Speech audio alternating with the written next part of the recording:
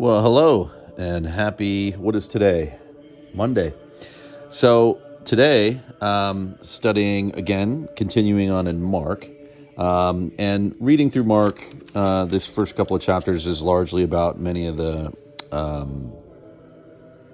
miracles that Jesus performed and the works that he was doing. And here in Mark chapter 5, we come across something pretty interesting.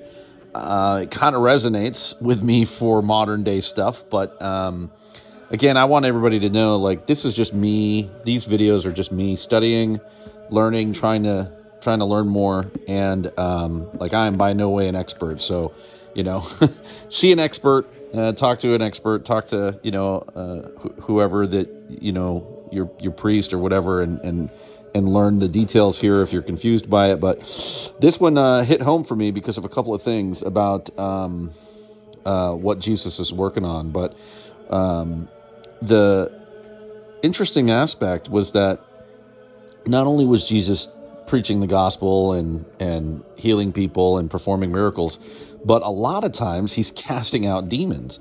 And it just really makes me think, like, in the modern era, when we see crazy stuff happening, which seems to be more and more lately, right? Why I didn't until recently. Recently, I've started to do this a lot. Why do we not see that as demon possession, right? Instead of just chastising the people, recognizing the fact that they may be actually possessed. So let's get into this. Chapter 5 is about the Gadarene or the Gadanari. Gadarene demoniac. So then they came to the other side of the sea, to the country of Gadarenes.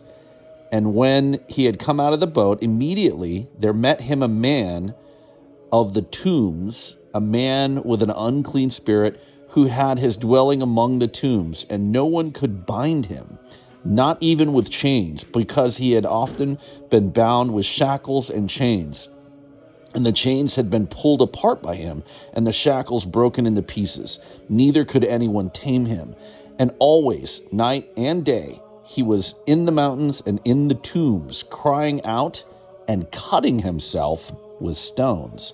So before I continue on, wild, right? So this person is demon possessed to the point where he can break chains when he's like bound by chains and shackles and like imprisoned or whatever. He can break out of it because he's so strong. So he's getting, sort of demonic strength from this. And then how he's out in the tombs where the dead are. But here's what got me too: cutting himself with stones. How often have we seen this in the modern era with cutters, right? With young teenagers and young people cutting themselves and doing things to themselves to harm their design, right? And this is what it made me start thinking. Like, God made us, and God made us in his image and designed us.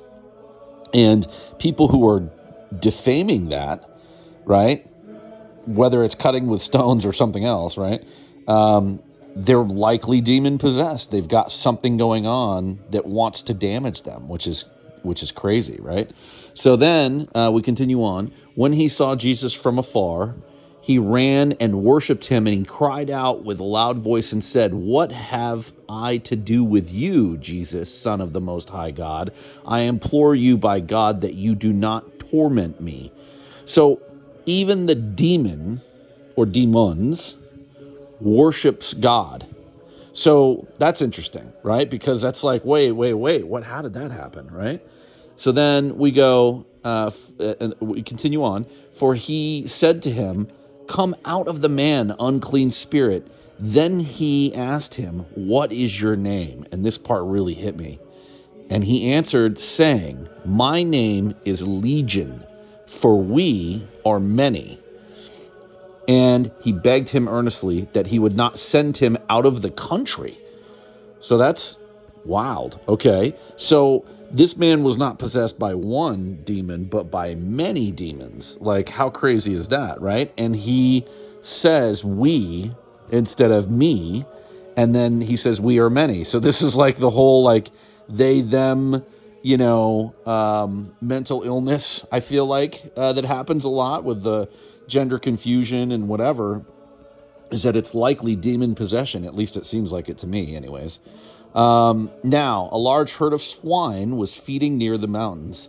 So all the demons begged him, saying, "Send us into the swine that we may enter them."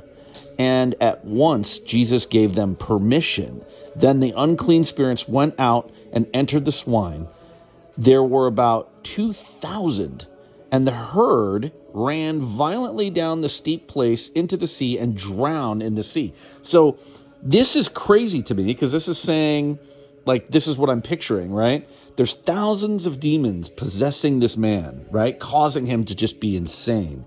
And when Jesus casts them out of the guy, they beg him to enter something else. So it seems to me like the demons possessing something is a natural, it's something that, like, they feel like they have to be possessing something, right? A living thing. And so Jesus gives them permission to enter the pigs, because that's, like, in Jewish tradition, that's like a low life form, right?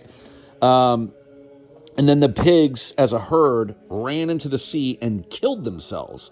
So demons want to possess stuff, and they want to destroy what they possess. I mean, that seems very, demonic. So those who fed the swine fled, meaning the keepers of the pigs, right?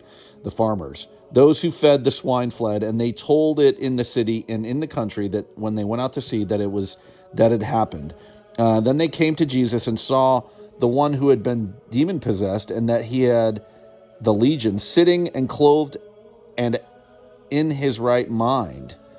And they were afraid. They were afraid because he was now normal, right? And those who saw it told them how it happened to him who had been demon possessed, and about the swine. And they began to plead with him and depart from their region. And when he got into the boat, he who had been demon possessed begged him, meaning Jesus, that he might be with him. However, Jesus did not permit him. And he said to him, "Go home to your friends and tell them what great things the Lord has done for you, and how he has had compassion on you." And he departed and began to proclaim in the Decapolis all that Jesus had done for him, and they all marveled.